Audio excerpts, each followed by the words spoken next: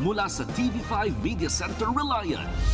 Kasama ang buong pwersa ng News 5. Ito ang 28th KBP Golden Dove Awards Best TV Newscast. Frontline Pilipinas. Sa pool sa CCTV, pagod na tindera na nakatulog sa bangketa, nasa lisihan ng mga paninda. Isa pang sa pool sa video. Dalawang lalaking umawat lang sa gulo, sila pa ang kinuyog at binugbog. Mga delivery rider na parang buong bahay na ang karga, dapat na nga bang ipagbawal dahil delikado sa ibang motorista? Usapang flood control naman. Malawak na palayan sa Mindoro, natabunan ng buhangin dahil sa palpak na dike. Mga magsasaka, hindi tuloy makapagtanim. Eto na nga. Matapos mag-viral ang kanyang revelations, Maine Mendoza nanawagang wag i-bash si Alden.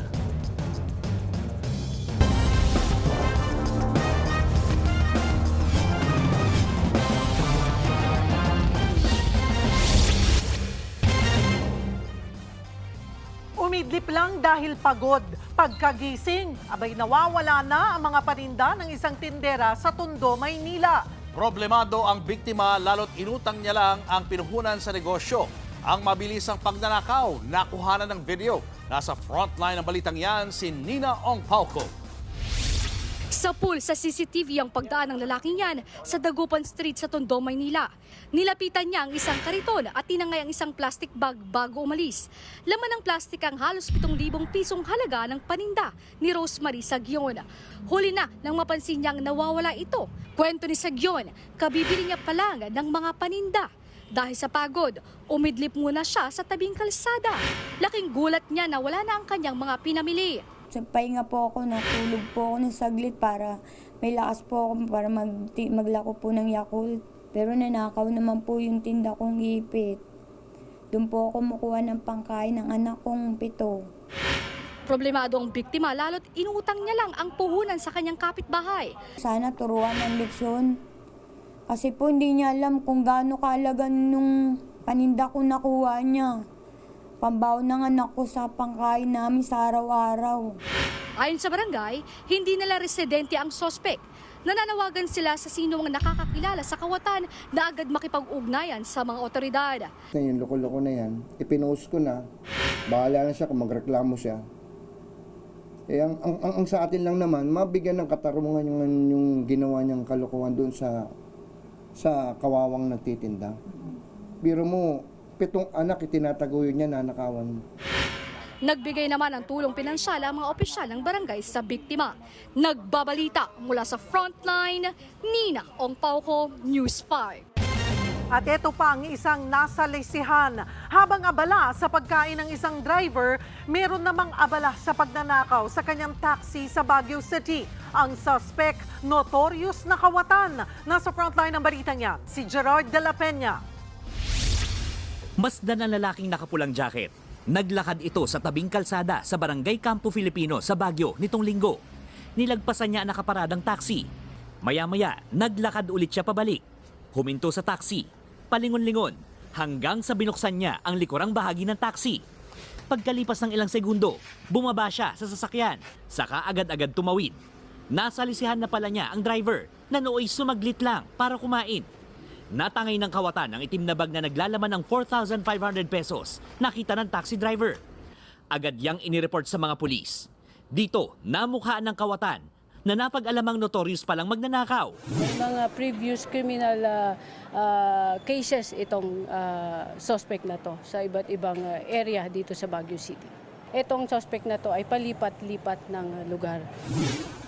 Patuloy pang tinutugis ang suspect na nahaharap sa kasong theft. Nagbabalita mula sa frontline, Gerard de la Peña, News 5. Walang takot na nagkakarerahan ang mga rider ng walang suot na helmet sa San Rafael, Bulacan. Higit 20 ang dinakip, kabilang ang mga menor de edad. Nasa frontline ng balitang yan, si Kari Kaitor. Harurot kung harurot. Nagkarerahan ang mga motorsiklo sa Magalas-Galas Maasim Bypass Road sa San Rafael, Bulacan. Walang takot, walang helmet, at walang kawala sa mga pulis ang 24 na sangkot sa illegal na street racing na yan. 12 sa mga dinampot, pawang mga menor de edad. Tinurn over sila sa Local Social Welfare and Development Office ng probinsya. Giit ng HPG, illegal ang street racing at higit sa lahat, napakadelikado niyan.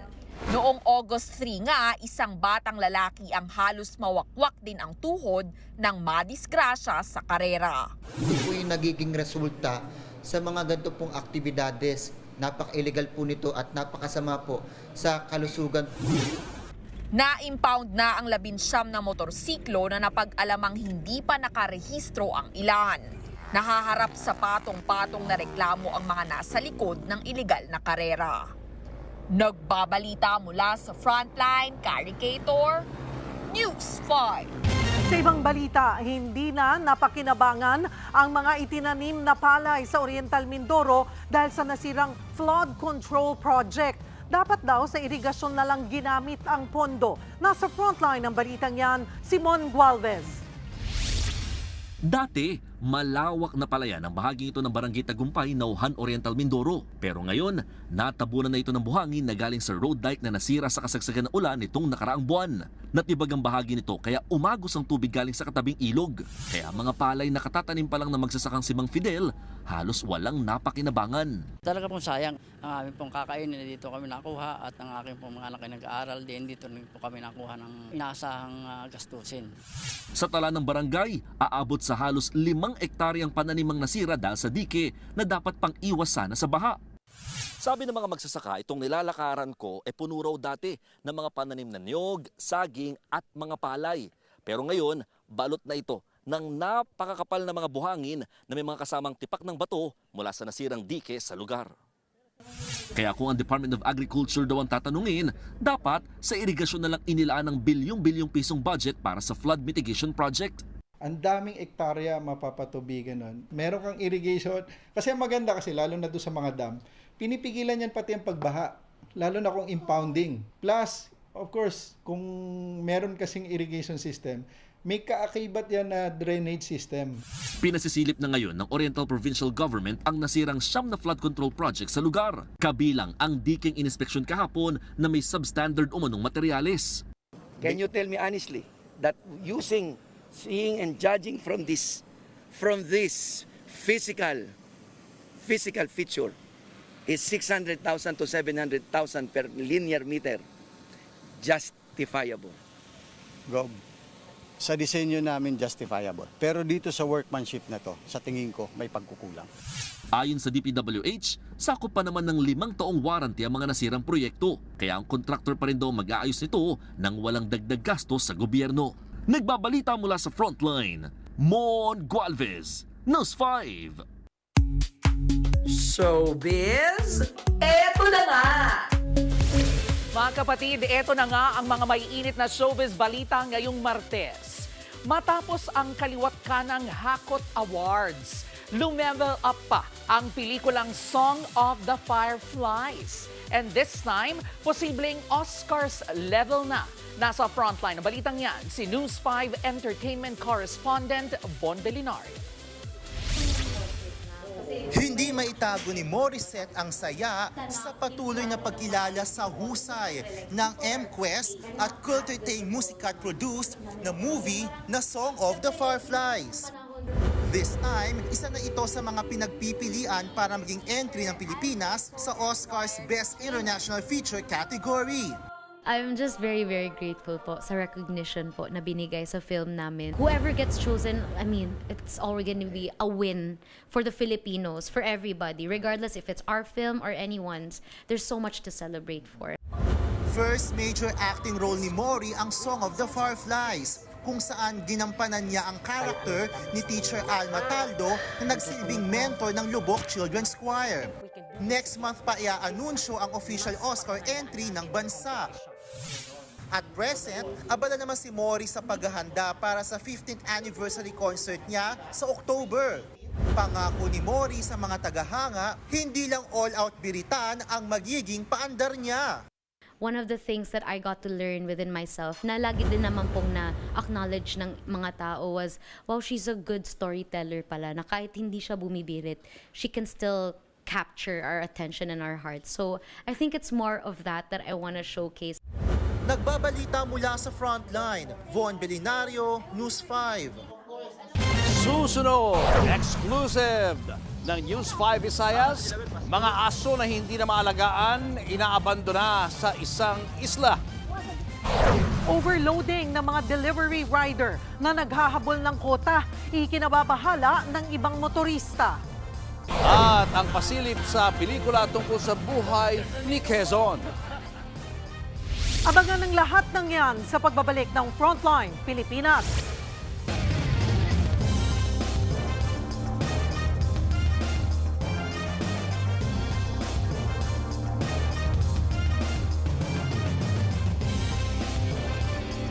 Mga kapatid, Julius Babaw po, nasa Middle East o saan mang dako ka ng mundo, manatiling may alam at may pakialam sa mga mainit na balita dito sa ating bansa.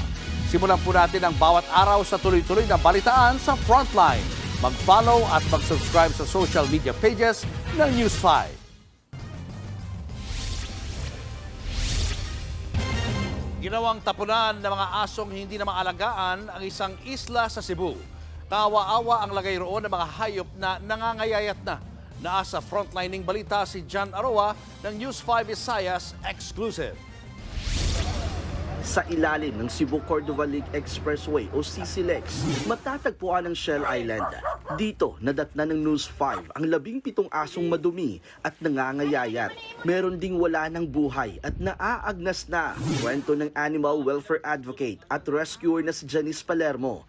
100 ng aso mula sa isla ang kanyang inilikas noong nakaraang linggo at dinala sa kanyang shelter sa Carcar, Cebu. Ay nagsabi sa akin na kapag nakakagat daw sa mainland or ayaw na ng mga may-ari, pinapadala dito sa island. At hindi niya raw masagip ang iba dahil pahirapan lalo't umiiwas na rin ang mga hayop. Nakausap ng News 5 ang isang bangkero sa isla. Pag-amin niya, binabayaran sila ng 100 hanggang 200 pesos ng mga pet owner na hindi na kayang mag-alaga para lang isako at dalhin sa Shell Island ang mga aso. Nalaman ko doon na pag pinadala nila sa City Pound, malaking gastos daw. Tapos, bayad pa sila dito. Pinadala na sila sa pinadala na lang sa akin para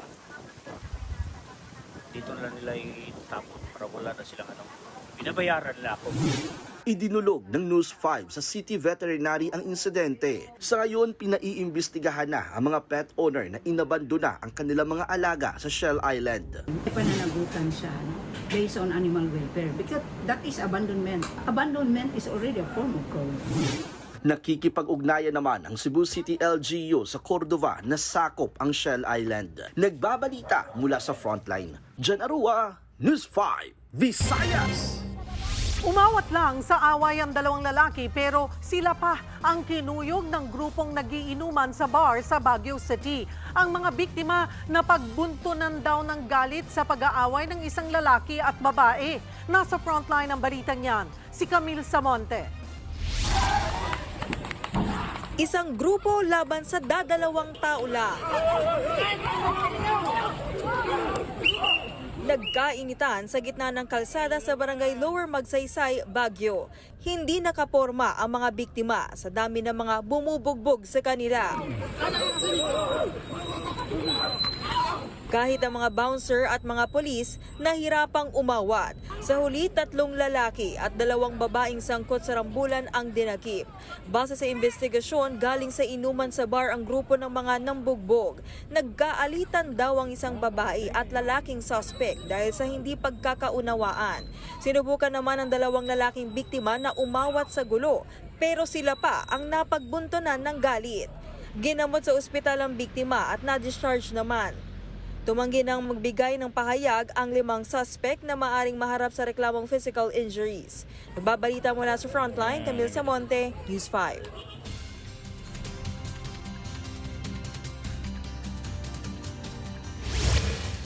Weather update tayo mga kapatid. Wala na po tayong bagyo sa loob ng ating Philippine Area of Responsibility. Ang bagyong Juaning po ay nakalabas na ng ating PAR kaninang umaga at nasa labas na rin po yan ng Tropical Cyclone Information Domain ng Pag-asa. Pero meron tayong binabantayan panibagong low pressure area sa labas ng ating Philippine Area of Responsibility na huling namata ng Pag-asa sa lying around 1,500 kilometers east ng Eastern Visayas. Ito pong low pressure area na ito ay patuloy nakikilos, pakanluran at posibleng makapasok sa loob ng ating Philippine Area of Responsibility bukas. Ito pong ating binabantayan low pressure area sa ngayon ay meron pong possibility lumapit o dumikit sa ating landmass or kalupaan dahil sa pagkilos yan pakanluran. Pero dahil nga ito po ay mahinang system pa lamang or mahinang low pressure system pa lamang, ito po ay bari pang posibleng magbago yung kanyang direksyon. Pero dahil sa chance niyang maglandfall, yan po ay patuloy nating babantayan sa mga susunod na araw. Pero sa ngayon, wala pa po yung direktang epekto sa atin. Ito lamang easterlies ang nagdadala po ng mga posibleng pagulan sa ilang bahagi ng ating bansa. Dahil po sa ating easterlies, possible po yung mga scattered o kalat-kalat na pagulan at mga posibleng thunderstorms dito po sa hilagang bahagi ng Mindanao, kasama po dyan ng Zamboanga Peninsula, maging dito sa Caraga at area ng Davao Region. Ganun din po ating kakasang panahon sa eastern section ng Visayas. Mas maliwalas naman ang panahon natin sa western at central Visayas, pero again, possible pa rin po yung ating mga afternoon showers at thunderstorms. Magandang panahon din sa salubong sa atin sa umaga, dito po sa malaking bahagi ng Luzon, pero tuwing sumasapit po ang hapon, mas nagiging maulap ang panahon natin at tumataas ng bahagya yung ating tsansa ng pag-ulan. Dito sa Metro Manila, ganun din po ang ating aasahang panahon, maliwalas ang panahon sa umaga, mainit sa tanghali, pero pagsapit ng hapon, mas nagiging maulap ang panahon natin. At posible po yung mga isolated o localized na pagulan o yung mga pagulang hindi naman tumatagal. Pero again, kapag meron tayong thunderstorms, biglang buhos po yan ng malakas na ulan, kaya maghanda. Pag-iingat po tayo dyan at huwag pa rin natin kalimutan ang pagdadala ng payo. Muli ako po ang inyong weather frontliner, Alvin Pura, na laging may panahon para sa'yo. Showbiz, eto na nga! Inilapag na ang official movie trailer ng biopic na Quezon. Ako lamang ang may kayang ipaglaban ang independensya. I will lead this nation into prosperity. Umaatikabo ang trailer kung saan ipinakita ang highlights ng political career ni dating Pangulong Manuel L. Quezon, played by Jericho Rosales. Aabangan ang tapatan nila sa presidential campaign ni nooy Pangulong Emilio Aguinaldo, played by Mon Confiado. Showing na po yan sa October 15. Ang Quezon ay parte ng Bayaniverse ng TVA Studios kung saan itinatampok ang mga pelikulang hango sa Philippine history. Kabilang na dyan ang box office hit na General Luna at Goyo, ang Batang General. Isa pang tatay, rumespak at nagbanta sa mga klase ng anak. At Maine Mendoza, dinipensahan si Alden Richards mula sa bashers. Yan at iba pa sa pagbabalik ng Frontline Pilipinas.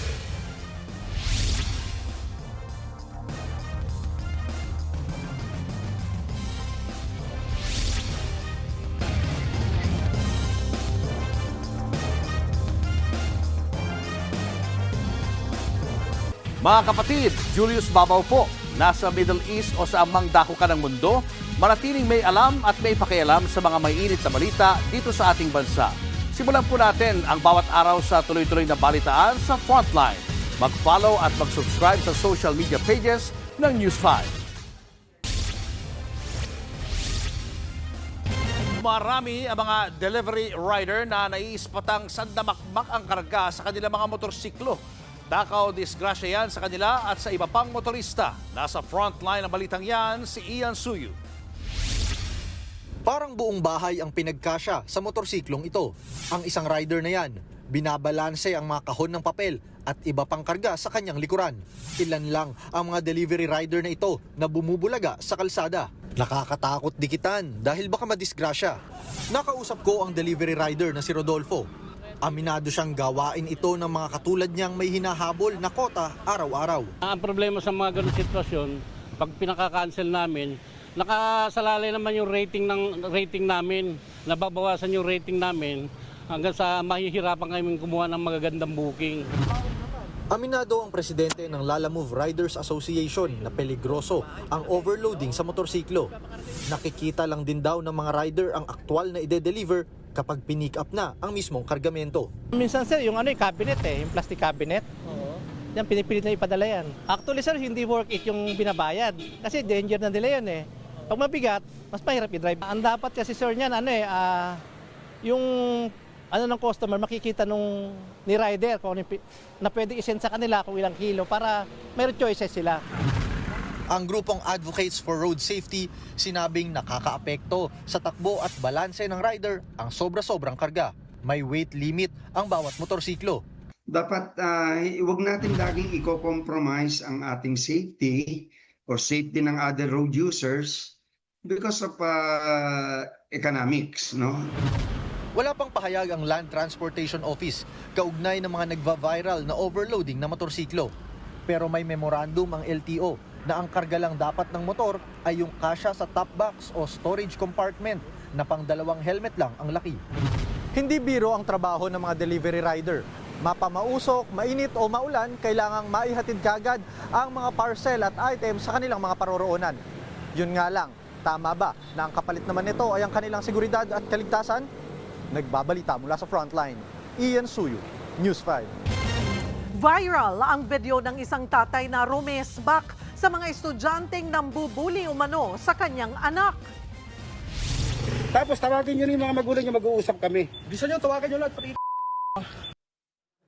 Nagbanta pa ang tatay na ididemanda ang mga estudyanteng lalaki.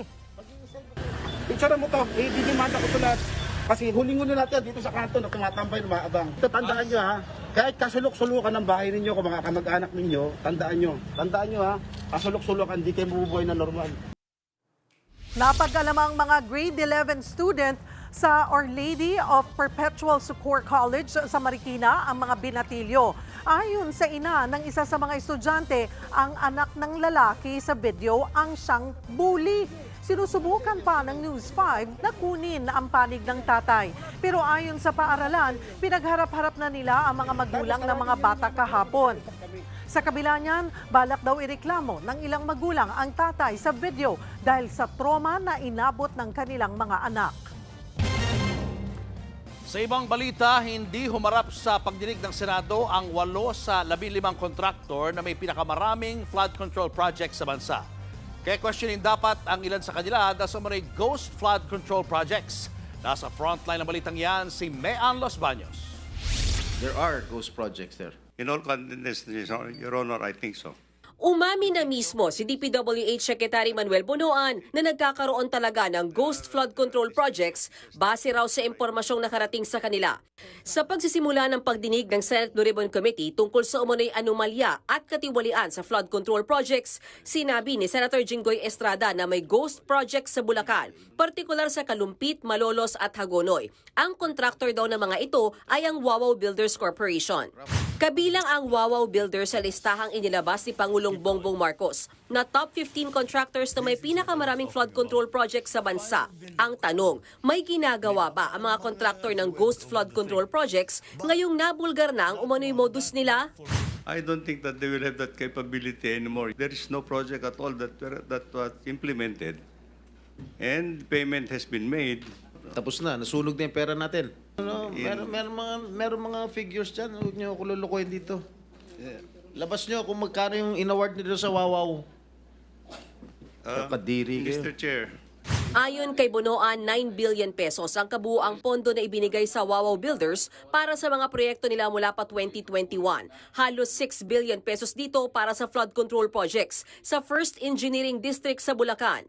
Yung 5 billion na in-award sa Wawaw Builders para sa province Bulacan First Engineering are all ghost projects.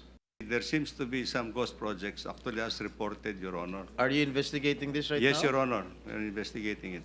Kung mapatunayang ghost projects nga ito, magsasampa raw ng kaso ang DPWH laban sa kontraktor at sa lahat ng may kaugnayan sa proyekto.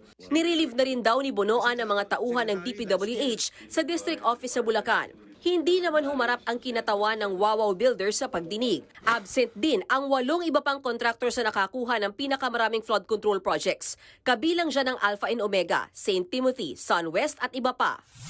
Inimbitahan din sa pagdinig ang 15 kontratista na sinasabing naka-corner sa marami sa mga flood control projects sa buong bansa. Pero 7 lang sa kanila ang dumalo sa hearing. Kaya ang Senado mag-i-issue ng subpoena para sa mga absent na kontratista at para masigurong dadalo sila sa susunod na pagdinig. Ang isa sa mga contractor na QM Builders nakatikim naman ng sermon kay Senator Rodante Marcoleta na chairman ng Blue Ribbon Committee. Magulo raw ang paliwanag ng may-ari ng QM Builders na si Alan Quirante kung paano siya nakakuha ng kontrata sa DPWH. Ilang project ang na-execute mo na? Marami na eh. O kanina sinabi mo hindi ka pa nakapag-umpisa eh. Meron akong hawak na martilyo rito, sinasabi ko sa'yo.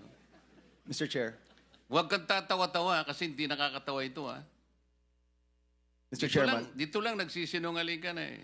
Paliwanag naman ng DPWH, meron naman daw Philippine Contractors Accreditation Board license si Quirante. Kinwestiyon din ni Senator Win Gatchalian paano nakakuha ng flood control projects ang ilang contractors kung mababa ang kapital nila. Kaya tuloy ang resulta, nagiging substandard umano ang mga proyekto. Kagaya ho ni itong Centerways at Wawo Builders. 5 billion and 4 billion, but ang kanilang capitalization, 45 million pesos and 50 million pesos. But in the PCAM, kailangan at least 1 billion pesos yung kanilang net worth. Paano ho nakakapasok yung mga ganitong... Nakatakdang ituloy ng komite ang pagdinig sa issue sa mga susunod na linggo. Nagbabalita mula sa Frontline, Mean Los Baños, News 5.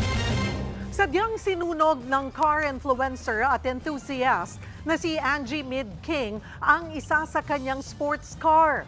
Sa Instagram, ibinahagi ni Angie ang pagsunog niya sa mamahaling kotse, pero hindi ito pagyayabang lang. Ipinakita niya kasi kung paano gumagana ang isang bagong fire suppression system para sa sasakyan. Sabi rin ni Angie, demo car lang naman na ang sinunog na sports car.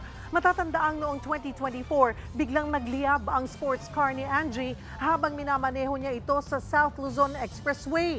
Nakaligtas siya pero idineklarang total wreck o hindi na magagamit ang nasunog niyang sports car.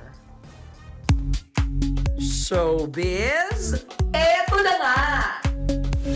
Eto na nga, nilinaw ni Dabarkads Maine Mendoza na wala siyang masamang intensyon sa kanyang pag-amin na na-inlove siya kay Alden Richards.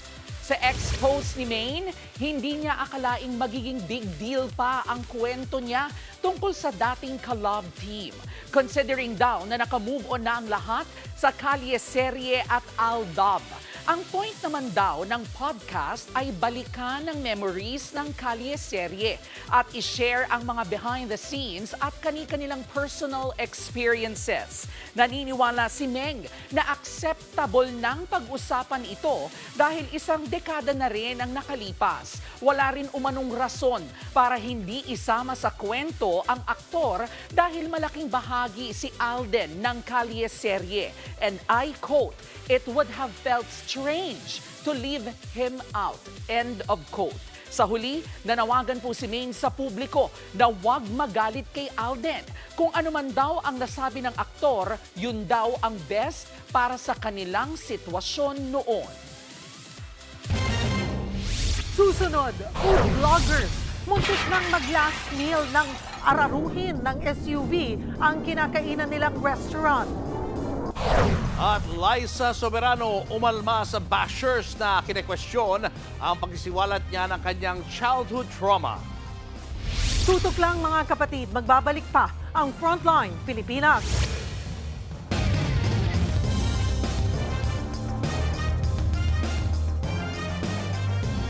Mga kapatid, Cheryl Cosim po. Nasa Estados Unidos, Canada o saan mang dako ka ng mundo, manatiling may alam at may pakialam sa mga mainit na balita dito sa ating bansa. Simulan natin ang bawat araw sa tuloy-tuloy na balitaan sa Frontline. Mag-follow at mag-subscribe sa social media pages ng News 5.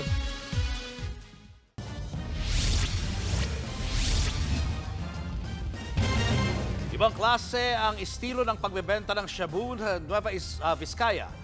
Para mas maraming bumili, may pa-freebie na ecstasy. Timbok ang dalawang lalaking nagbebenta ng 50 gramo ng shabu.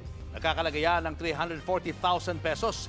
May libre pa raw na ecstasy worth 3,400 pesos. Ang hindi nila alam, ang pinagbentahan nila ay ahente na pala ng mga otoridad. Bukod sa shabu, may nakumpiska rin cocaine sa kanila. Nakakulong na ang 2 suspect na maharap sa kaukulang kaso. Muntik nang mag-last meal ang 2 food vloggers sa Houston, Texas sa Amerika. Nagsushoot ang 2 vlogger sa isang restaurant nang bigla na lang mawasak ang glass wall sa tabi nila.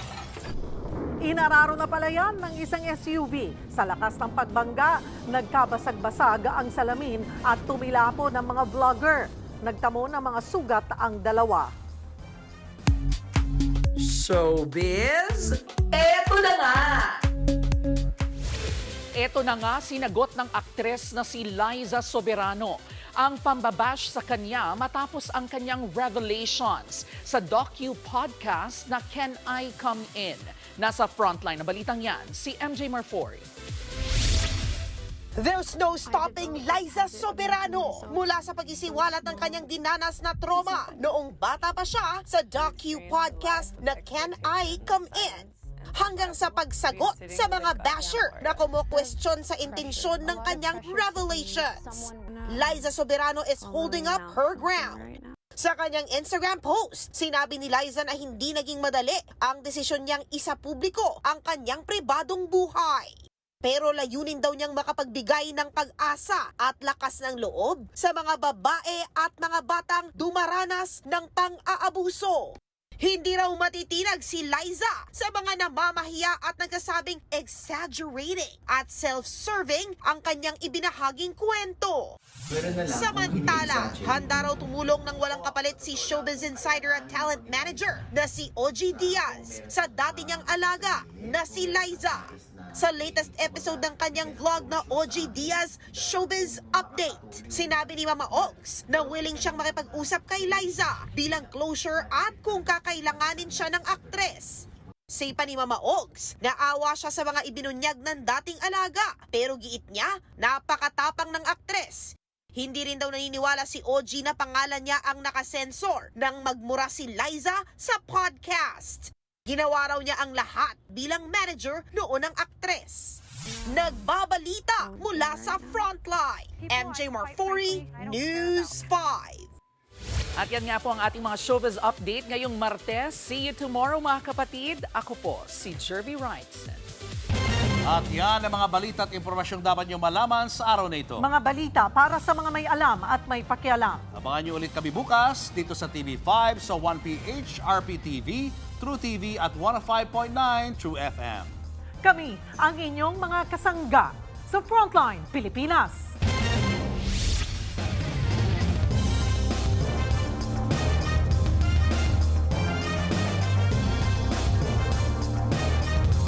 Mga kapatid, Cheryl Cosim po. Nasa Estados Unidos, Canada o saan man dako ka ng mundo, manatiling may alam at may pakialam sa mga maiinit na balita dito sa ating bansa. Simulan natin ang bawat araw sa tuloy-tuloy na balitaan sa Frontline.